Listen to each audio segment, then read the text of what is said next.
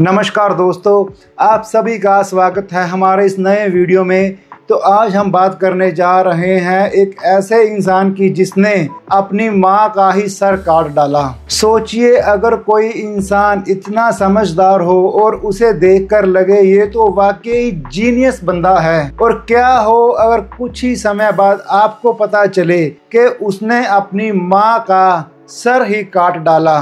तो दोस्तों, ये कहानी है एडमंड कैम्पर की, जो देखने में तो एक शांत स्वभाव का व्यक्ति लगता है, लेकिन अंदर से तो जानो कि पूरा ही एक ज्वालामुखी हो। और शायद उसकी कहानी भी यही दिखाती है कि कभी कभी राक्षस पैदा नहीं होते बल्कि राक्षस बनाए जाते हैं। एडमंड कैम्पर का बचपन जो बन गया नरक। एडमंड कैम्पर का जन्म 1948 ईस्वी में कैलिफोर्निया में हुआ था। कैम्पर के पिता का नाम कलानोरल कैम्पर, जो कि एक युद्धवीर थे। उन्होंने द्वितीय विश्व युद्ध और कोरियाई युद्ध में अपनी सेवाएं प्रदान की थी, लेकिन उनके घर लौटने पर शुरू हुआ अपने ही घर में एक युद्ध। एडमंड कैम्पर की मां सनात कैम्पर बहुत ही गुस्से में रहती थी और वो अपने बेटे एडमंड कैम्पर को नीचा दिखाती थी, गालियां देती थी, यहाँ तक कि वो ऐसे ऐसे ताने देती थी। कैम्पर को बोलती थी, तू अपने बाप जैसा निकम्मा है। सोचिए, एक ऐसा बच्चा जो अपने बचपन में अपने माता पिता से प्यार चाहता है, लेकिन उसे मिलती है नफरत।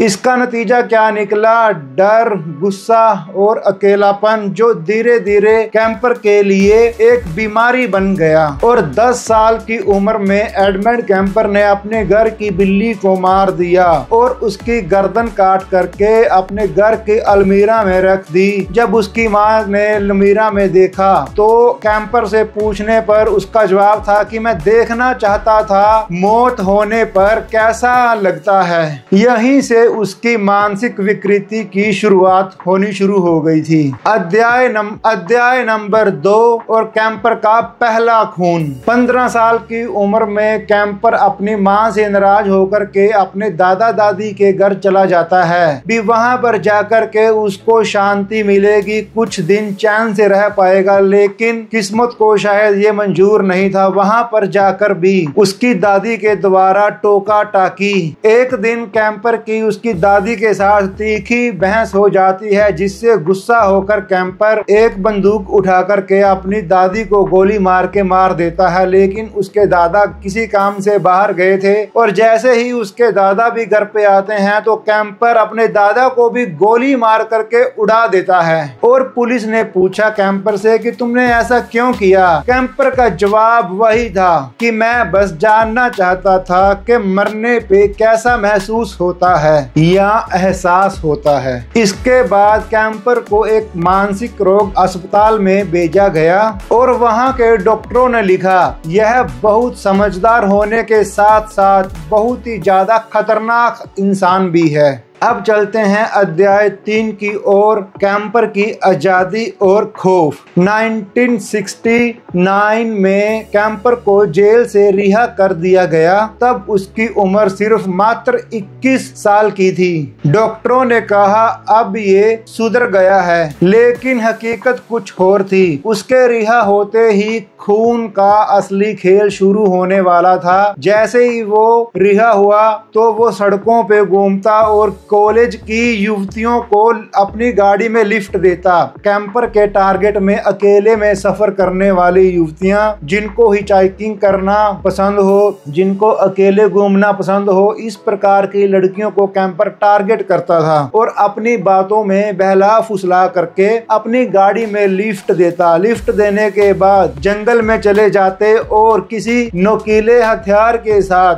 वो उन युवतियों को मार देता। लेकिन उन युवतियों को मारने के बाद यहीं पर बात खत्म नहीं होती। लड़कियों को मारने के बाद कैम्पर उनकी डेड बॉडी के साथ बहुत सारा समय बिताता और युवतियों की लाशों के साथ यौन शोषण किया जाता था। धीरे धीरे करके ये 8 से 9 युवतियों का कैम्पर ने कत्ल कर दिया। इसी प्रकार से लड़कियों को लिफ्ट देता, लिफ्ट मौत में बदल जाती और उसके बाद कैम्पर अपना घिनौना काम करना शुरू रखता था। था। पुलिस के द्वारा जब कैंपर से पूछा गया कत्ल करने के बाद वो क्या करता था, तो कैंपर का जवाब था कि जो मृत शरीर होता है वो आपके पूरी तरह से नियंत्रण में होता है, वो कभी भी आपका विरोध नहीं करता। कैंपर के लिए ये एक मर्डर नहीं बल्कि एक प्रयोग होता था। अध्याय नंबर 4, माँ की मौत और कैंपर का अंत। 1973 की एक रात को एडमंड कैंपर की माँ ने जब फिर एडमंड को दोबारा से ताने देने शुरू कर दिए, उस वक्त कैंपर ने निश्चय कर लिया था कि अब वो इस आवाज को पूरी जिंदगी के लिए शांत कर देगा। वो अपने कमरे में गया और वहां पर जाकर के एक हथौड़ा उठाया और अपनी माँ के पास गया और जोर जोर से हथौड़े से अपनी माँ के सर को पीटा और अपनी माँ को जान से मार दिया। उसके बाद एक नुकीले हथियार से अपनी माँ की गर्दन काट दी और रात भर अपनी माँ की गर्दन के साथ बातें करता रहा और फोटोग्राफी भी की। और कुछ समय बाद कैंपर ने अपनी माँ की दोस्त को फोन करके घर बुलाया तो कैंपर उसे भी जान से मार देता है। और सुबह होते ही कैंपर ने पुलिस को फोन किया और कहा कि मैं ही वो इंसान हूँ जिसको तुम ढूंढ रहे हो। और इसी तरह से एक ये डरावनी कहानी समाप्त होती है। अध्याय नंबर 5, एडमंड कैंपर की स्वीकृति भी, उसने क्या क्या स्वीकार किया। पुलिस ने जब कैंपर से पूछताछ की तो कैंपर ने इतनी सफाई से पुलिस को जवाब दिया जैसे कि वो किसी एक मशीन की तरह सोच रहा हो। उसने कहा, मैं जानता था कि मैं क्या कर रहा हूँ और क्यों कर रहा हूँ। 8 नवंबर 1973 को एडमंड कैंपर को 8 हत्याओं का दोषी करार दिया गया। उस समय अमेरिका में मृत्यु दंड की सजा बंद थी, इसलिए एडमंड कैंपर को आजीवन कारावास की सजा सुनाई गई। अध्याय नंबर 6, मनोविज्ञान। और इस कहानी से हमें क्या सबक मिलता है।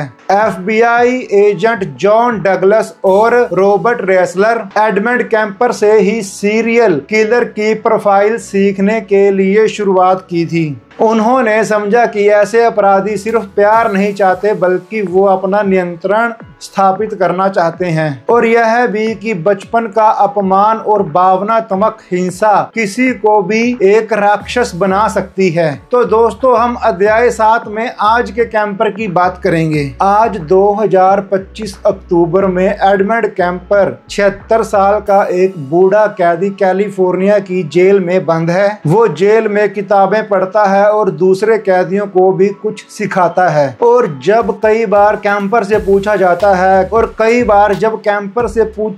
है क्या तुम्हें किसी बात का पछतावा है, और कैंपर मुस्कुराते हुए कहता है कि अगर वो फिर से जेल के बाहर जाता है तो फिर वही काम करे जो काम करके वो जेल के अंदर आया है। कैंपर की कहानी हमें ये याद दिलाती है कि असली राक्षस कभी बाहर नहीं होते बल्कि वो हमारे अंदर होते हैं, जिन्हें पनपने के लिए या पैदा करने के लिए नफरत की जरूरत होती है और अपमान। ये 2-3 चीजें ही काफी हैं।